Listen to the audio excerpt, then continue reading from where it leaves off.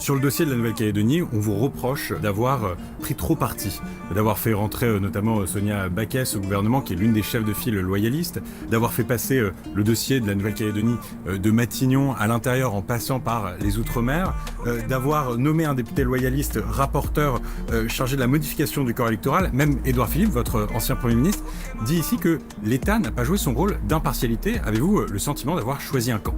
Non, pas du tout, et je défends le fait que l'État a été impartial. On a strictement appliqué les accords de Nouméa et de Matignon, en organisant sous mon premier mandat les 3 référendums. Et au fond, on ne s'est pas défilé, on les a organisés.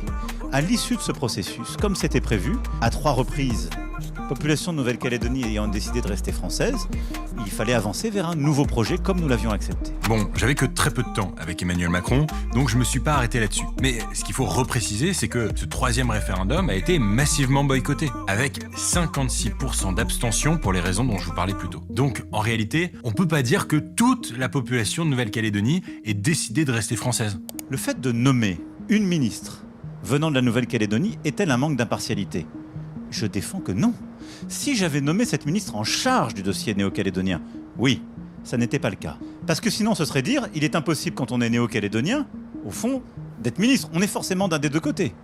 Elle a traité d'autres dossiers, et c'est une tradition d'avoir un ministre qui vient des Outre-mer. Et donc c'est normal de le faire aussi pour la Nouvelle-Calédonie. C'était même acté, ce choix 3 fois réitéré du peuple, de rester. La deuxième chose, c'est pas le président de la République ou le gouvernement qui choisit les rapporteurs à l'Assemblée.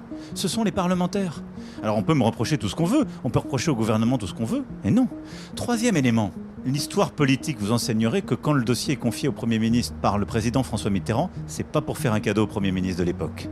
On connaissait la tension de leur relation. Mais alors que nous parlons d'un territoire de la République où il y a un niveau de telle violence, il est normal que le président s'implique.